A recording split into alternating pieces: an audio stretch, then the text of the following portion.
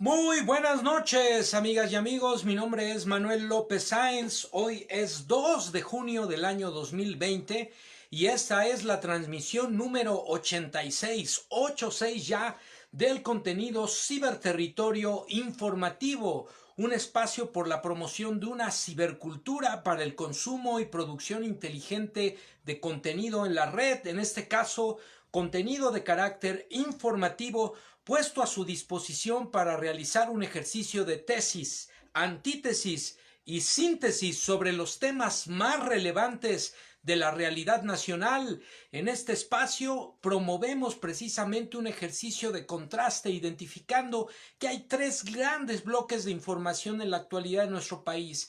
El bloque representado por los medios tradicionales de información, la prensa, la radio, la televisión. Por otro lado, el bloque relacionado con la información oficial por parte de las instancias gubernamentales y la propuesta informativa que nosotros ponemos a su consideración como un ejercicio de contraste para que al final ustedes tomen propia postura, considerando la importancia de que cada quien ponga sus propios filtros, ponga en duda todo lo que ve, todo lo que escucha y a partir de ello tome su propia opinión. Ese es el ejercicio que les planteamos, amigas y amigos. Así que no crean todo lo que escuchan en la radio, en la televisión, lo que ven en la televisión, lo que leen en la prensa. No crean todo lo que se está diciendo en los canales oficiales. No nos crean del todo a nosotros, pero sí hagan un ejercicio de análisis crítico para que al final ustedes identifiquen con información a la mano cuál es su opinión al respecto. Esa es la propuesta, amigas y amigos. Y bueno, el día de hoy tenemos preparados desde luego contenidos importantes para ustedes, etiquetados por un lado con el hashtag redes sociales responsables. Y es que precisamente en este contexto que estamos viviendo, pero ya desde hace varios años, hemos vivido una situación verdaderamente peligrosa, una situación verdaderamente riesgosa en México y en el mundo que tiene que ver con los altos flujos informativos que están a nuestra disposición en los medios digitales, en las redes sociales, así como en otros medios de comunicación y que se convierten en riesgosos porque hay un alto flujo de información basura, de información falsa, las llamadas fake news que provocan la peligrosa enfermedad de la infodemia y que en este sentido genera altos índices de toxicidad cognitiva que no permiten distinguir entre lo verdaderamente real, entre lo verdaderamente fidedigno y la narrativa que se pretende inocular en la mente de las personas con información tergiversada, con información manipulada o de plano con información totalmente falsa, lo cual está generando problemas sociales verdaderamente graves de división, de polarización, de discriminación, de intolerancia, de violencia en su conjunto y por eso decimos hashtag redes sociales responsables. Vamos a comentar al respecto de esta información. El siguiente contenido que tenemos el día de hoy preparado para ustedes, amigas y amigos, es el etiquetado con el hashtag recuperación económica. Desde antes de la pandemia se hablaba de la crisis económica a nivel mundial. Hoy, en pleno contexto de superación de la epidemia por COVID, que aunque el doctor Hugo López-Gatell ha dicho que esta no ha concluido, ya estamos en una fase de reactivación, de reincorporación a las actividades y con ello también de la reactivación económica, de volver a las actividades productivas, de volver a la dinamización de la economía, de activar proyectos productivos estratégicos del gobierno, en este caso federal, a través de propuestas de proyectos de alta infraestructura como es el aeropuerto, como es el Tren Maya, como es la refinería de Dos Bocas, entre otros proyectos que desde ya están generando empleo para la población y desde luego también la reactivación de sectores económicos productivos, las industrias, las empresas, eventualmente entraremos ya a el intercambio comercial a través del Tratado de Libre Comercio, así que la recuperación económica se avisora en el horizonte. Ya antes de la pandemia había señales que daban buenas noticias sobre el panorama económico en nuestro país. Obviamente, como el resto del mundo, caímos en una situación de bache, pero eventualmente habremos de salir de esta situación. Las cosas están regresando a su normalidad paulatinamente y vamos a comentar, por supuesto, al respecto. El siguiente contenido que tenemos etiquetado es el hashtag tablero COVID, y es que ponemos desde el día de hoy a su disposición, amigas y amigos, la fuente de información, los datos, el modelo de información estadística que está generando los especialistas del CONACYT, los especialistas de la UNAM, los especialistas de la Secretaría de Salud, el equipo de analistas y especialistas en temas epidemiológicos y de información estadística en el marco de pandemias.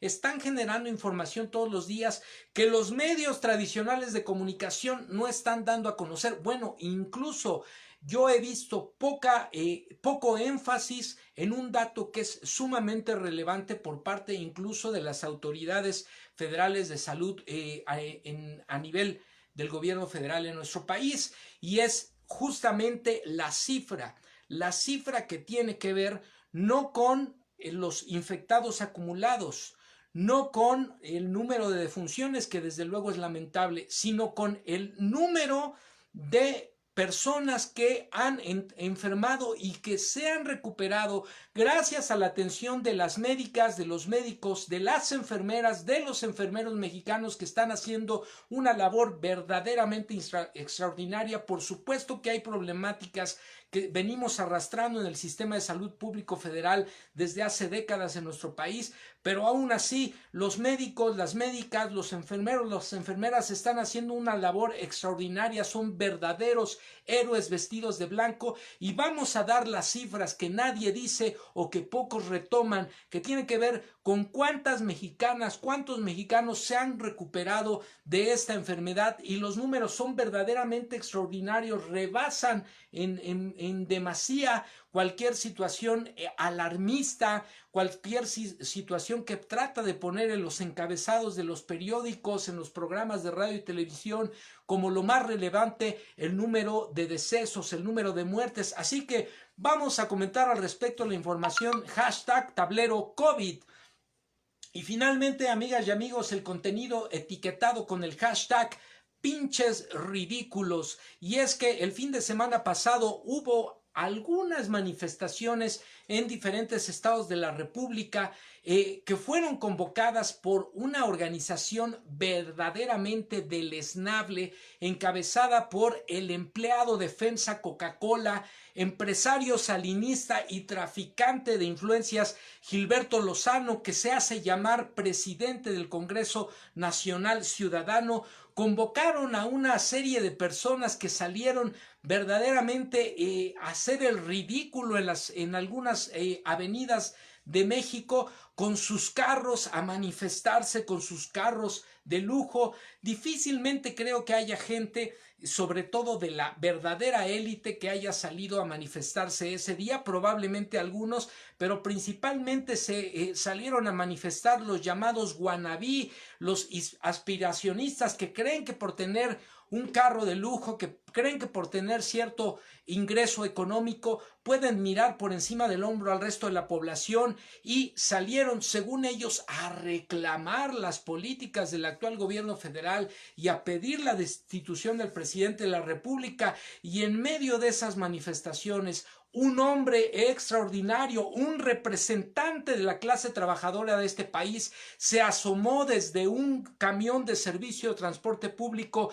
y les dijo: pinches ridículos, 40 años nos han tenido sometidos y ahora ustedes vienen a hacer el ridículo aquí en las calles. quienes sostienen, y así lo hizo, la productividad, la riqueza de este país, somos los obreros mexicanos. Ustedes nada más están dividiendo, y por eso vamos a comentar aquí también la información de la mano de especialistas académicos que hablaron sobre este fenómeno social ocurrido el fin de semana pasado. Y finalmente, amigas y amigos, el hashtag acostumbrado Agenda Me Canso Ganso, la agenda presidencial que se ha reactivado de manera significativa a partir de esta semana con la recuperación de las actividades, las giras del presidente de la República, obviamente con la sana distancia, para dar el banderazo a obras insignes como el Tren Maya y para recuperar la normalidad en las actividades del jefe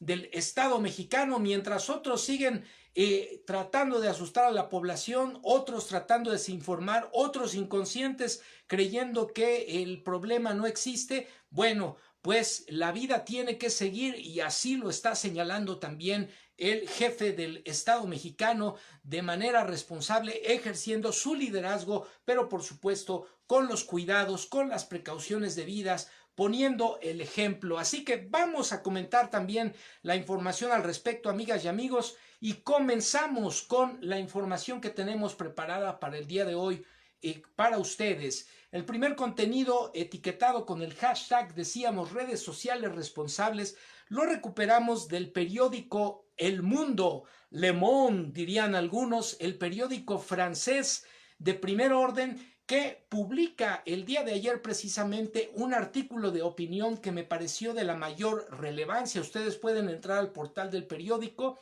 y, si no saben hablar francés, como es mi caso, le dan clic derecho sobre la pantalla para activar la traducción y pueden ustedes leer sin ningún problema el artículo. La nota dice así: para responder a las crisis, Facebook debe invertir masivamente en moderación humana. La falta de moderación en la plataforma empeoró en el mismo momento en que debería haber redoblado esfuerzos para luchar contra el odio, el arrepentimiento en línea y la desinformación. Esto se comentó precisamente en un foro de especialistas en comunicación convocado por el medio, por el periódico francés El Mundo, publicado, decíamos, el día de ayer y firmado por la redacción del portal. La nota dice así: desde el comienzo de la crisis del COVID-19, los mensajes de odio han estallado en las redes sociales, para que vean ustedes, amigas y amigos, que no es exclusivo de nuestro país, y que desde luego que hay grupos políticos, grupos de interés económico que impulsan a través de cuentas falsas mensajes de desinformación, mensajes de odio, de choque, de violencia, que inundan la cotidianidad de nuestra navegación en Internet, particularmente en las redes sociales, así como ya ha venido ocurriendo históricamente en los medios tradicionales de comunicación, la televisión, la radio y la prensa, por supuesto. Según el barómetro de odio en línea implementado por la compañía Netino, aumentaron significativamente en el primer trimestre del 2020 estos mensajes de odio y de desinformación, y representan el 14% en el caso del país francés, en el caso de Francia, el 14% de los mensajes que circulan en la red. Muy probablemente nosotros estamos mucho más inundados de este tipo de mensajes, y somos, lamentablemente, en algunos casos se es reproductor, a veces inconsciente, a veces consciente, a veces de manera irracional, se es reproductor de memes, de artículos apócrifos, de diatribas, de imágenes y videos truqueados, de una serie de situaciones que solo intoxican la mente de las personas y que generan precisamente encono, división, incertidumbre, violencia, en suma. En el mismo periodo, el número de comentarios de todo tipo en Facebook casi se ha duplicado. Este doble fenómeno va mucho más allá del marco nacional únicamente. Este odio es causado por individuos, pero también por grupos organizados, presentes y activos durante mucho tiempo en las redes sociales. Ven esta crisis como la mejor oportunidad para transmitir sus mensajes e incluso su ideología. Fíjense, aquí está claramente definido la tendencia, la intención. No solo es lanzar el contenido ligero, el meme, la imagen, el audio, el video, la nota truqueada, la nota tergiversada, las notas amarillistas. Hay una intención de colocar en la mente de las personas una postura política a favor de determinado grupo de interés. Hay una intención de manipulación, de desestabilización, de golpeo, de los llamados incluso golpe suave en contra de gobiernos instituidos democráticamente, como ocurre en el caso de nuestro país. Así que no es casualidad que aparezcan, por ejemplo, estas manifestaciones que comentábamos al inicio y que de repente de la nada se llaman a violentar el orden político democrático que mayoritariamente colocó al mandatario en turno, en el caso de nuestro país, en la presidencia de la República. Por supuesto son unos cuantos, por supuesto que no tienen propuesta, por supuesto que en su vida se habían manifestado. Hasta eso tendríamos que agradecer a los nuevos tiempos que estamos viviendo en el país. ¿Cuándo habíamos visto este tipo de manifestaciones ridículas? ¿Cuándo habíamos visto a esa gente salir a la calle? Lo cierto es que están en todo su derecho de manifestarse, pero tienen muchísimo que aprender y mucho tiempo que transcurrir si verdaderamente se quieren erigir en una oposición política responsable, que es necesaria desde luego para cualquier país democrático, pero que están pero muy lejos de estar a la altura de ese contrapeso necesario en cualquier país, en cualquier sociedad democrática. Continuamos, por supuesto, la nota, amigas y amigos. Este doble fenómeno va mucho más allá del marco nacional. Este odio es causado, decíamos, por individuos, pero también por grupos organizados, presentes y activos durante mucho tiempo en las redes sociales. Ven esta crisis como la mejor oportunidad para transmitir sus mensajes e incluso su ideología. La viralidad de estos mensajes es tanto más fuerte y sus consecuencias más preocupantes que el contexto de confinamiento, que ha aumentado significativamente la cantidad de horas que pasamos frente a las pantallas, especialmente en el caso de las redes sociales, claro, en ciertos sectores, desde luego, socioeconómicos. Frente a esto, nosotros, dice la nota, activistas o representantes de asociaciones participantes en diversas iniciativas de ciudadanía en línea, presentes en el terreno a diario, todos hacemos una observación angustiosa. Las plataformas fallan en su deber de moderación y Facebook, el más grande de ellos, es un ejemplo particularmente llamativo. Ciertamente, notamos la disposición de Facebook para apoyar a la sociedad civil y luchar contra las llamadas teorías de desinformación y conspiración relacionadas con el COVID-19 y con otros fenómenos políticos, sociales y económicos en aquel país, en el mundo y desde luego en un país como México, amigas y amigos, también en aumento. Además, la creación anunciada por la red social de un tribunal supremo responsable de decidir ciertos casos de forma independiente constituye un esfuerzo que se reconoce y se agradece, dijeron los especialistas. Sin embargo, en el caso de los algoritmos, criticaron la falta de moderación en la plataforma, ya problemática antes de la crisis, empeoró cuando precisamente hubiera sido más deseable, esperable que Facebook redoblara sus esfuerzos en esta área. Esto es aún más alarmante, ya que el Wall Street Journal reveló recientemente que la red social había tenido pruebas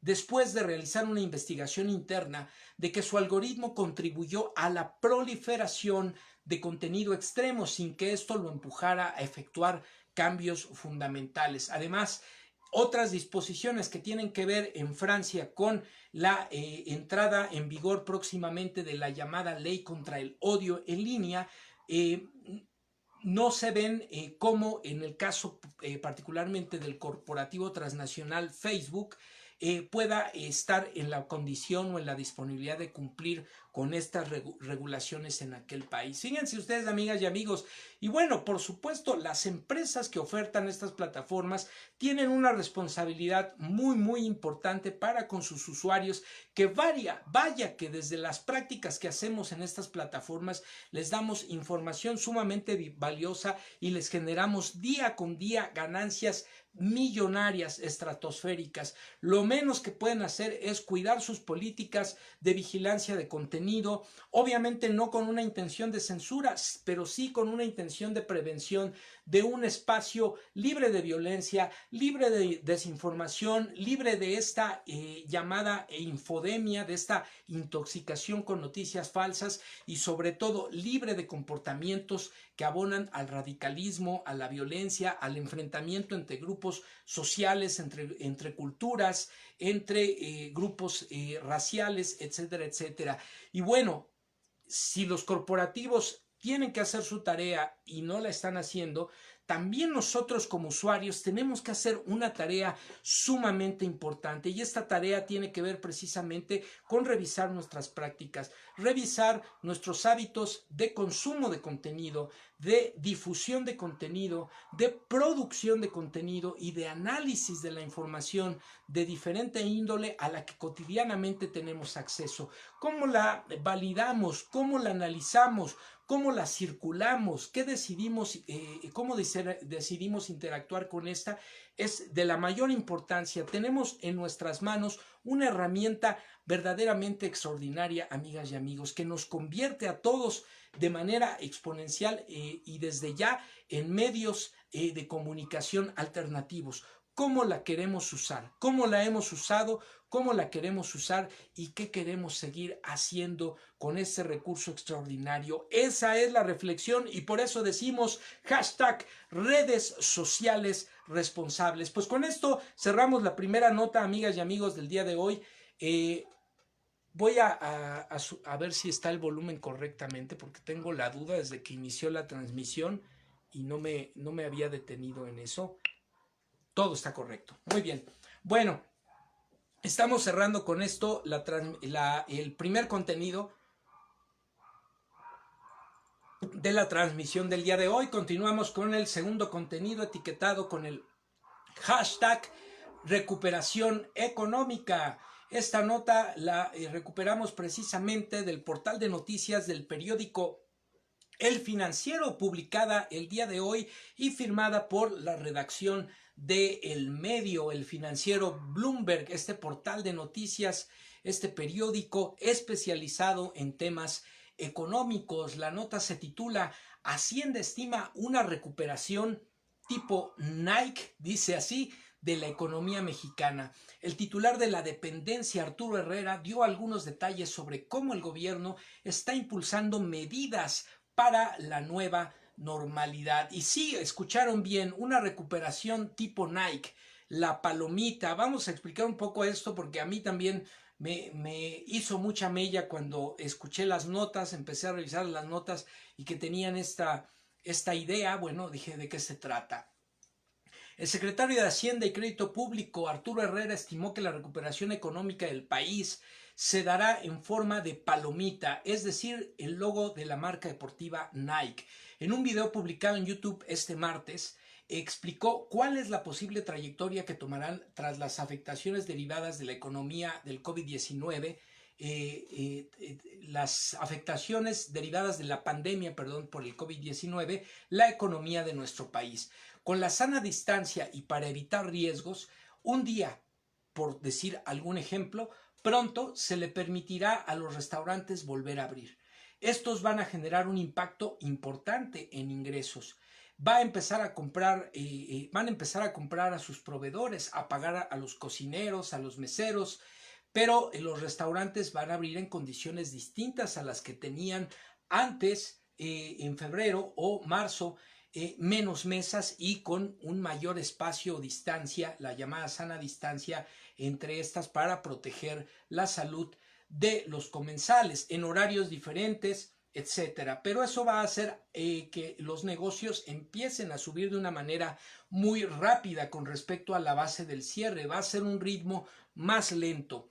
Hay gente que para tratar de ilustrar esto se refiere no a una V asimétrica, sino a una especie de palomita o al signo de la marca de un tenis que ustedes por supuesto conocen. En su mensaje precisó el secretario de Economía que se recuperará este sector del país de manera rápida, pero de forma asimétrica. Por eso hizo alusión precisamente a la forma de la palomita. Acerca de las acciones que el gobierno está realizando, dijo el funcionario, dio un listado de 4 ejes fundamentales de estrategia para la recuperación económica. El primero tiene que ver con la aceleración del gasto del gobierno, es decir, aquello que estaba destinado para realizarse en los meses de octubre y noviembre, se decidió que fuera empleado ahora, precisamente para incrementar el movimiento de recursos económicos y con ello reactivar el sector productivo, el sector de servicios, los proveedores del gobierno, etcétera.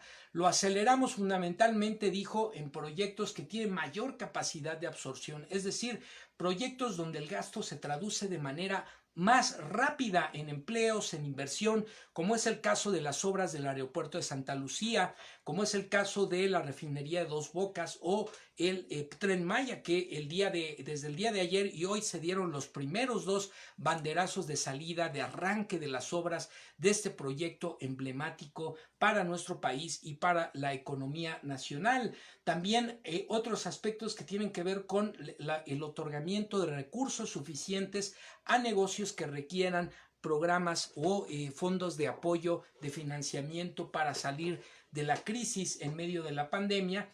3, dar impulsos a sectores como la construcción y los que están relacionados con el comercio exterior, ligados a la cadena de valor de los Estados Unidos.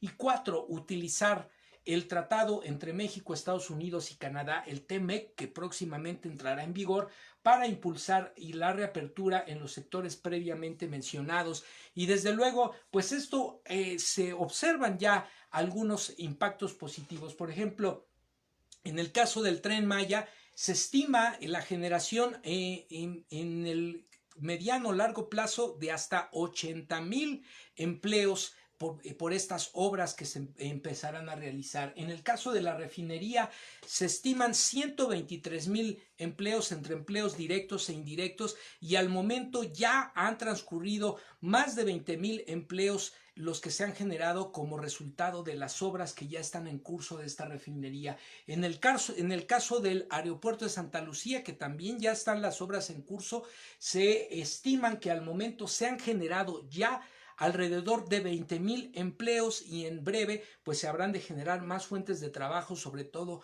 al término de la obra y cuando el aeropuerto ya esté en funciones. Así que estamos hablando de alrededor de 250,000 empleos que ya se están generando a partir de la entrada en vigor de estas obras de construcción de infraestructura para nuestro país. Pero también hay otros aspectos importantes que tienen que ver con la disciplina fiscal.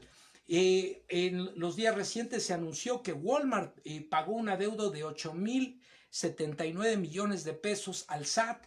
FEMSA de Coca-Cola 8,700 millones de pesos. Hoy anunció IBM es el pago de un adeudo de 669 millones de pesos al fisco mexicano. Y por otro lado también hoy al cierre de la jornada el peso mexicano tiene una recuperación adicional, llega a estar en 21 pesos con 88 centavos, ya cercano a la cotización que tenía cuando se inició el sexenio, y esto después pues de una devaluación importante en el marco de la crisis, pero que poco a poco ha venido recuperándose, como había ya estado ocurriendo un comportamiento de crecimiento, de empoderamiento de la divisa mexicana antes de la pandemia. También la mezcla de barril del petróleo mexicano hoy rebasó la barrera de los $30 por barril, un crecimiento exponencial después de la debacle, de la caída de los precios del petróleo a nivel mundial.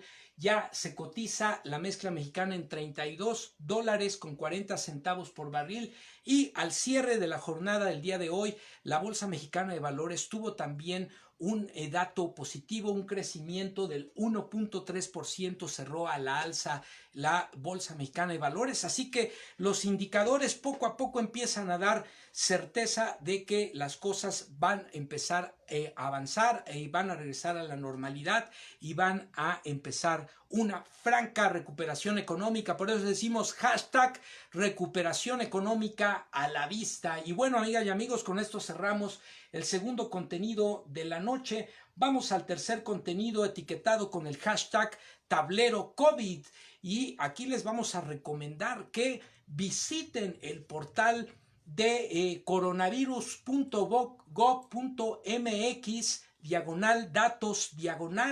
Este portal en el que ustedes pueden acceder del gobierno mexicano a información general, estadística actualizada en tiempo real y que está siendo producida por centros de investigación especializados en el país como el CONACYT, como la Universidad Nacional Autónoma de México y desde luego la base de datos del sistema de salud del gobierno federal.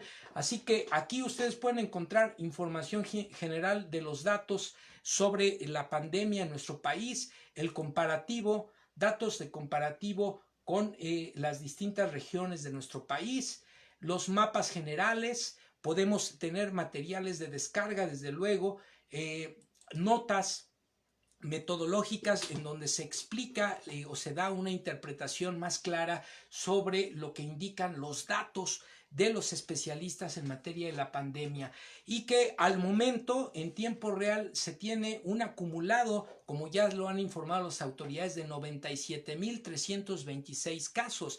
Pero esto no quiere decir que los 97,326 casos estén activos.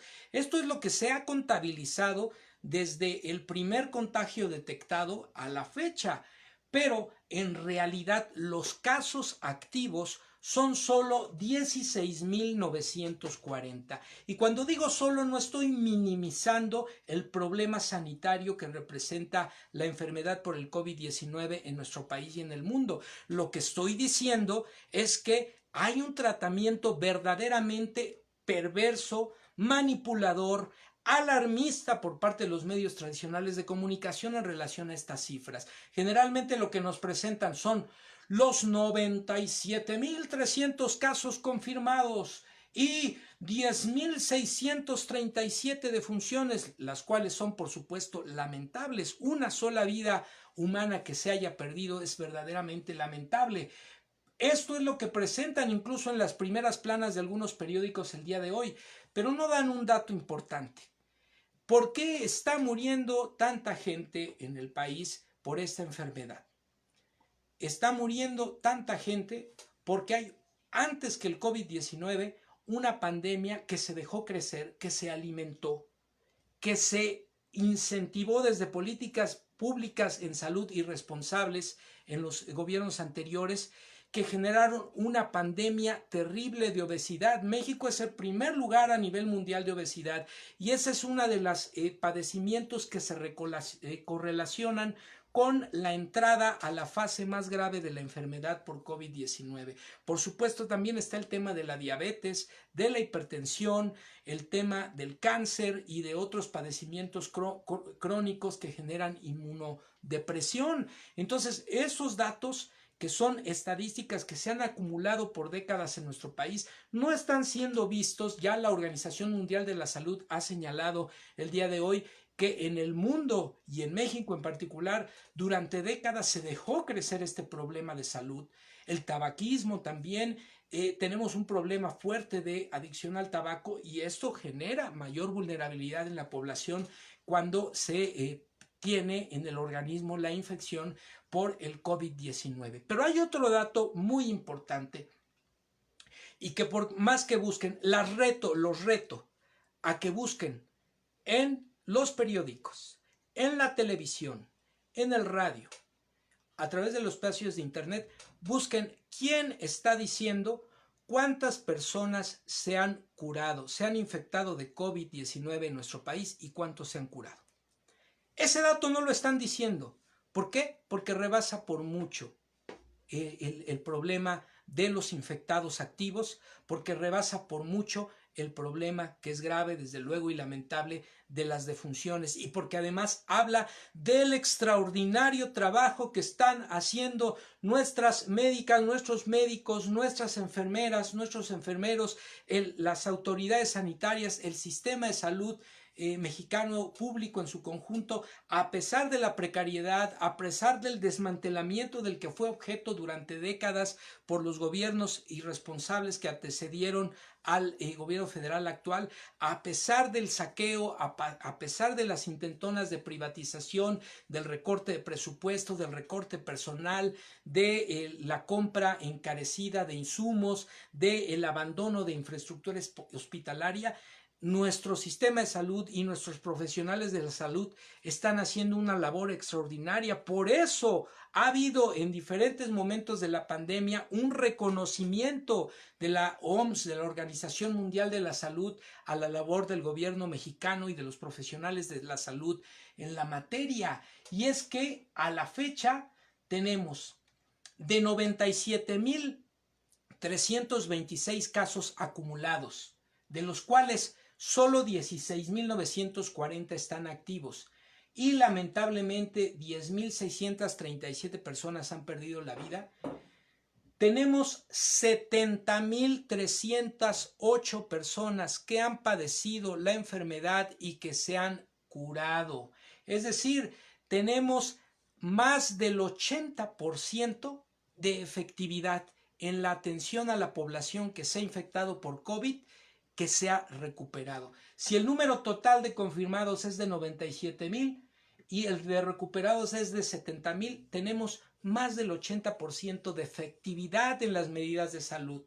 Esto no lo están diciendo los medios tradicionales de comunicación porque tienen una agenda, porque quieren hacer de la crisis sanitaria su negocio de golpeteo, porque quieren aprovechar, creían que esta crisis sanitaria era la oportunidad para desestabilizar al gobierno federal y para acabar con las expectativas de cambio, de transformación de nuestro país a través del actual gobierno federal encabezado por el presidente Andrés Manuel López Obrador. Lo cierto es que esto no les ha salido y ocultan al gobierno mexicano de esconder la información. Ellos, los medios tradicionales, la clase política desplazada, los sectores económicos traficantes de influencias, que están inconformes con las actuales medidas del gobierno, no porque afecten la economía de los mexicanos, sino porque afectan sus jugosos negocios mal habidos que tuvieron al amparo de las administraciones anteriores, acusan a las autoridades mexicanas de ocultar información. Ellos, sus medios afines, sus bots en redes sociales y ellos mismos, sus comentócratas, ocultan el dato que más del 80% de las personas que han enfermado por COVID-19 en nuestro país se han curado, se han rehabilitado. Eso no lo están diciendo y ustedes pueden corroborar esto en el portal actualizado por especialistas del CONACYT, de la UNAM y de la Secretaría de Salud en tiempo real. Pueden corroborar las cifras. 70,308 recuperados de un total de 97,326, de los cuales 16,940 están activos y tenemos 10,637 defunciones.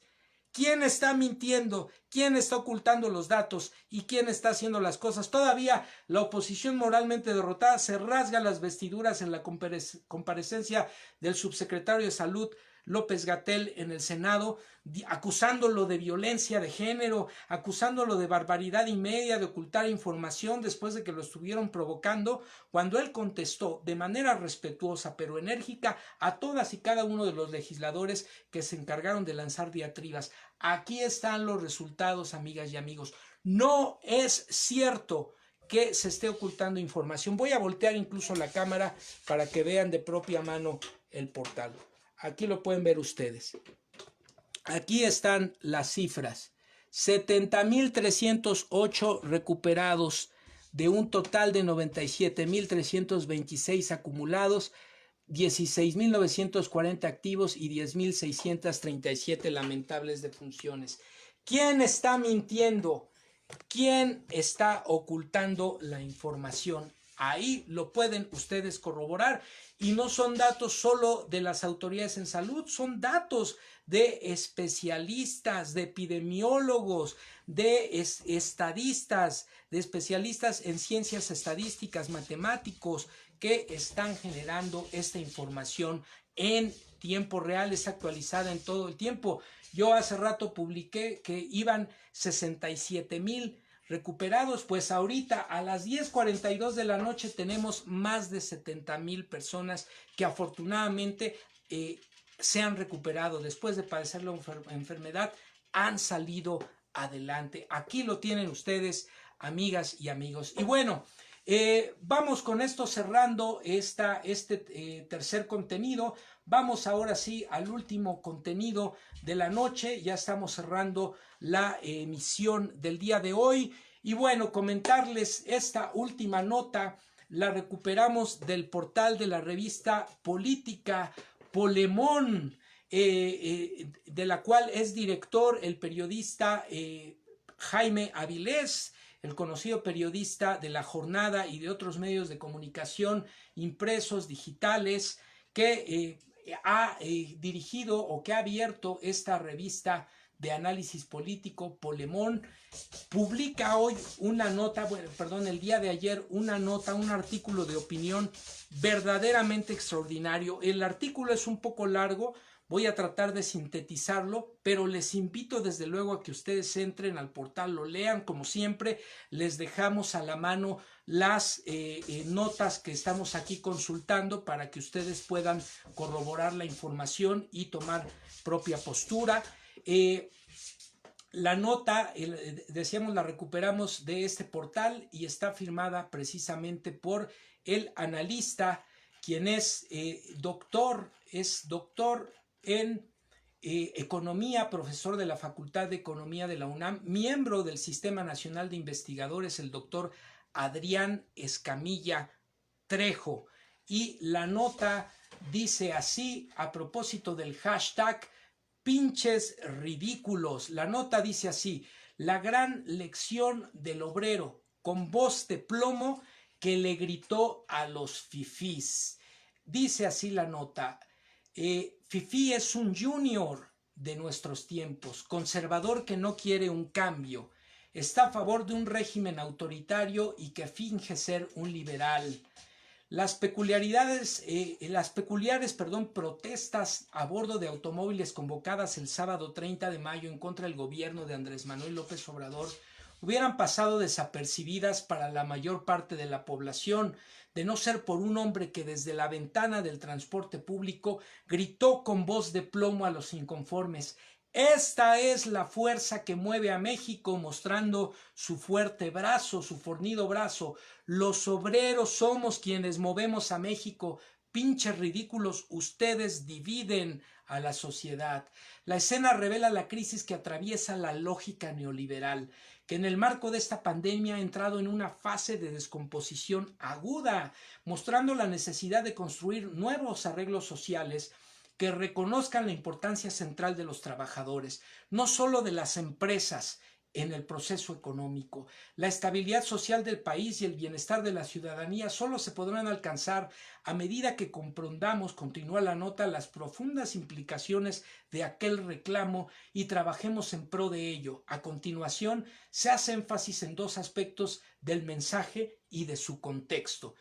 Uno, las disparidades sociales que la pandemia ha hecho cada vez más evidentes. Y dos, el fin de la lógica neoliberal.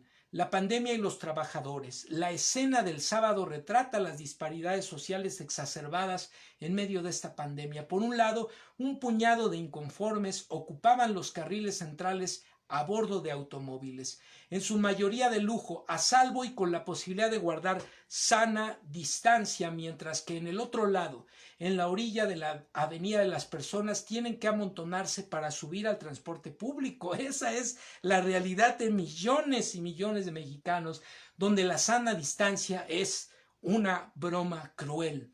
El grito de ese hombre se ha convertido en la bandera de millones de trabajadores y trabajadoras que en medio de la pandemia arriesgan su vida diariamente para llegar a su centro de trabajo. mientras que sus patrones pueden darse el lujo de quedarse en casa. Esta disparidad es parte de la nueva realidad. Si ya de por sí para los trabajadores era terrible viajar en el transporte público, exponiéndose diariamente a la inseguridad, la violencia de género, las inundaciones, ahora hay que sumar otra amenaza más, que es el riesgo de contagio. De ahí que efectivamente cobre sentido la frase pinches ridículos, pues no son ustedes, pareciera decir el hombre de la voz de trueno, los que tienen auto de lujo quienes realmente están sufriendo esta situación, sino nosotros, los que todos los días tenemos que viajar haciendo una travesía.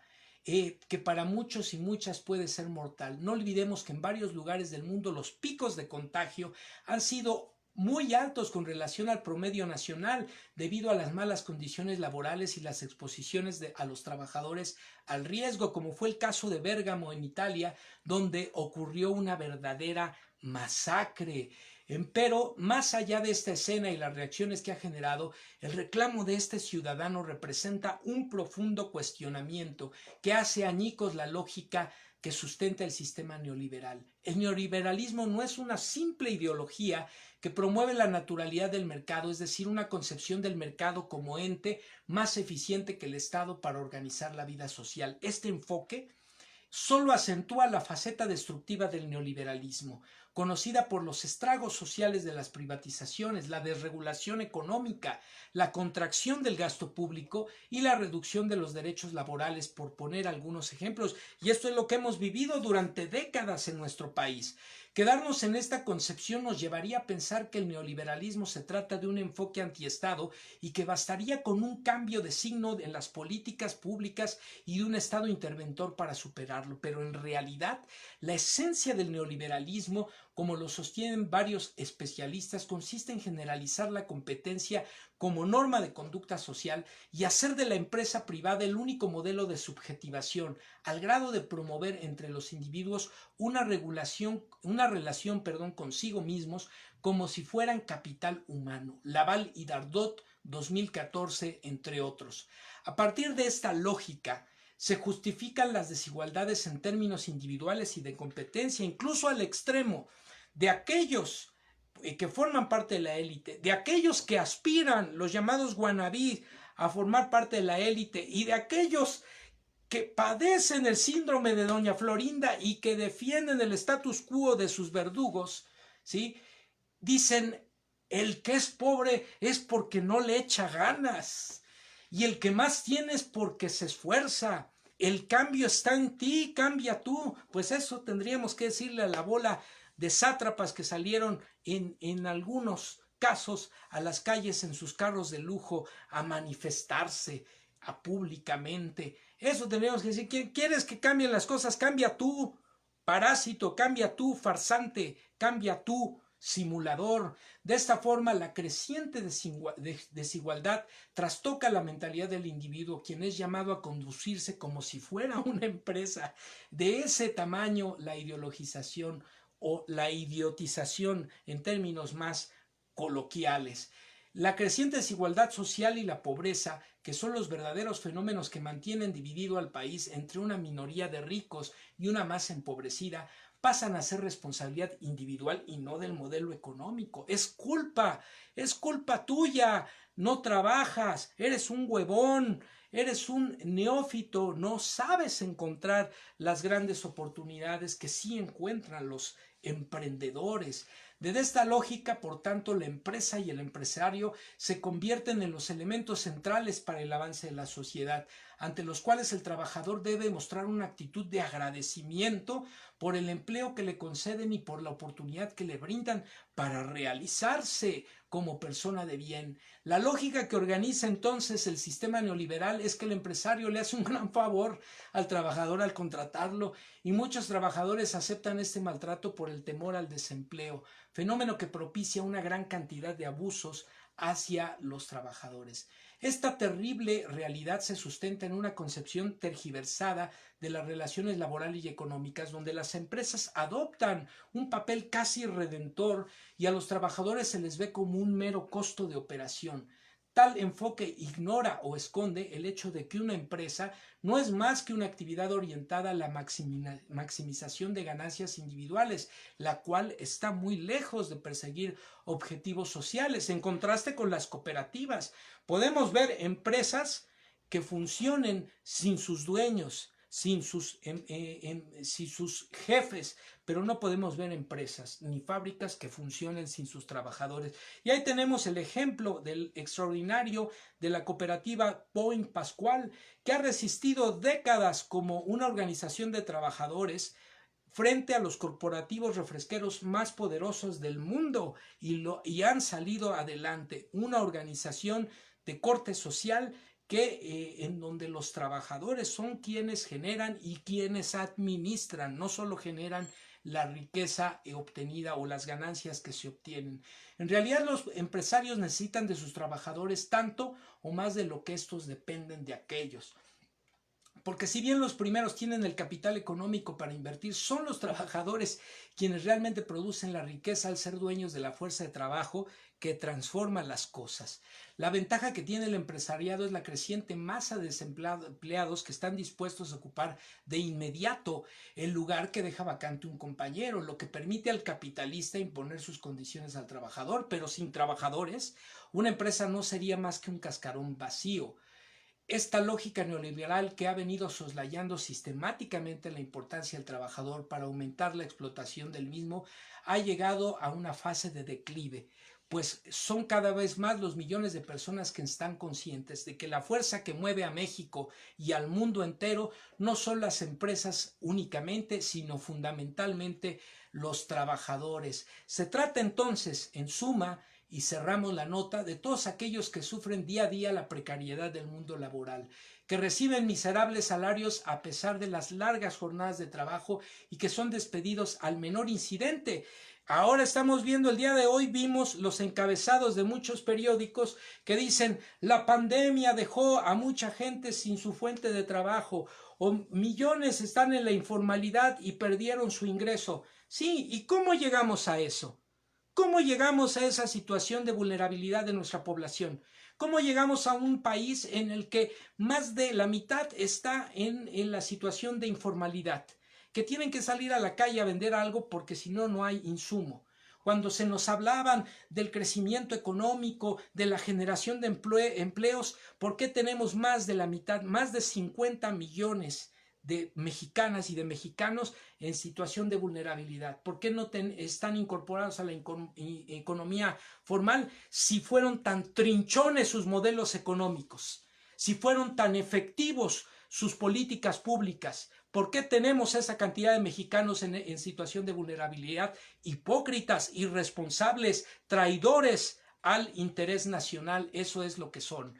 Es más, qué evidente que la mayoría de la población exige un pacto social, que es más que evidente que la mayoría de la población, exige un pacto social que reconozca las necesidades de trabajadoras y no solo de los empresarios. Un pacto que demanda, entre otras cosas, una nueva relación entre la ciudadanía y las empresas, una relación que reconozca ampliamente la importancia central del trabajo en el proceso económico y que prioriza el bienestar de los trabajadores por encima de la acumulación de las ganancias y del enriquecimiento de unos cuantos. Insistir en que ricos y los empresarios son las únicas personas que se esfuerzan por el bien del país y que por tanto la sociedad debería recompensarlos, no solo resulta cada vez más ofensivo para el resto de la población, sino que efectivamente es ridículo y divide al país. Así que, amigas y amigos, hashtag, con todo respeto, pinches ridículos, asuman su responsabilidad y súmense al cambio, a la transformación que necesita nuestro país para una patria más justa, más equitativa, más incluyente con todas sus hijas y sus hijos y no solo con una minoría rapaz, con una minoría traficante de influencias que se ha enriquecido a costa del saqueo y del sufrimiento de las trabajadoras y los trabajadores de este país. Por eso suscribimos perfectamente el dicho, la consigna de ese heroico trabajador mexicano: pinches ridículos, ustedes son los que dividen al país. Ustedes, clase política acomodaticia, ustedes, oligarquía económica, ustedes, aspiracionistas inconscientes, desclasados. Ustedes son los que dividen y polarizan al país. Súmense a la transformación. Todas somos hijas e hijos de México y todos tenemos derecho a vivir con dignidad, fruto de nuestro trabajo y en equidad de oportunidades. Con esto estamos cerrando la emisión del día de hoy. Por supuesto, vamos a ir, amigas y amigos, al contenido etiquetado de costumbre, hashtag agenda me canso ganso, la agenda presidencial.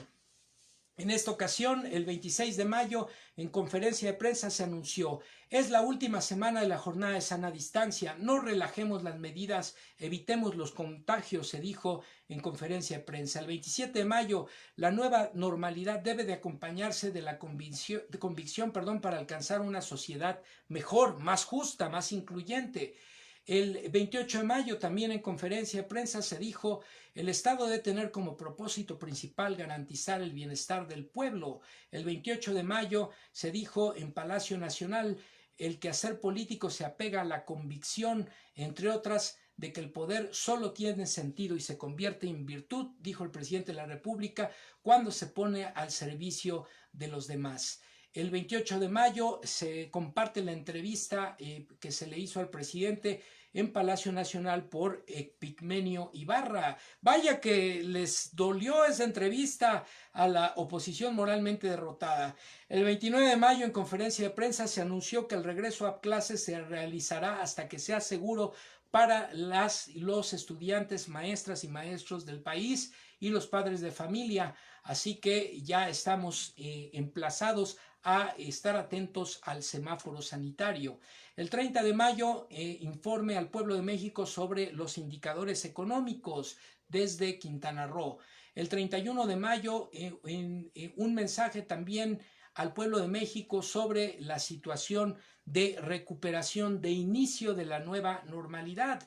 El día 1 de junio, conferencia matutina desde Cancún, Quintana Roo. El día 1 de junio, reconocimiento también al personal de sanidad naval que ayuda a salvar vidas en los hospitales COVID, emotivo homenaje a marinos en Isla Mujeres, Quintana Roo.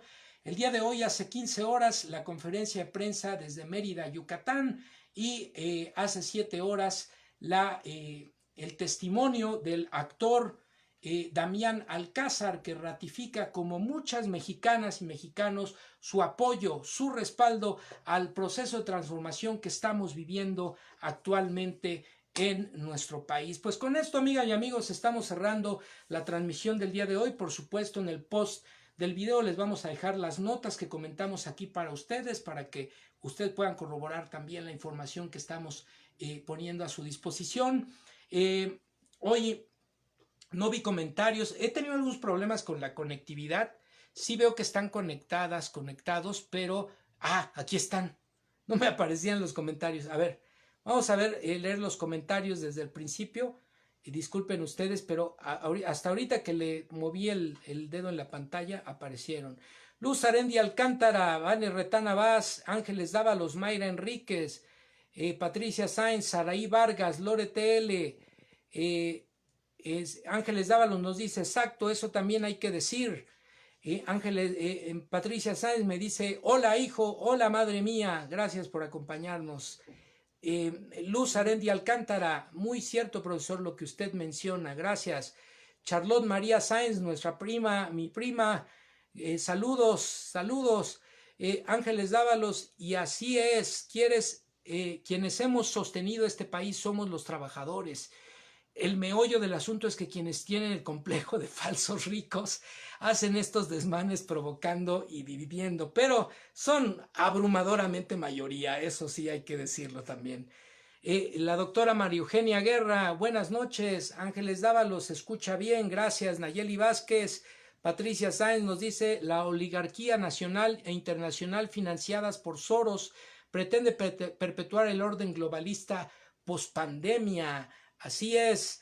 Rulo Cerati, Edna Martínez, Ana Tere Sánchez, Dulce Valo, Rulo Cerati nos decía: exactamente, ha sido un esfuerzo monumental y un éxito por parte del personal de salud, que han mostrado un compromiso más allá del heroísmo. No puedo estar más de acuerdo.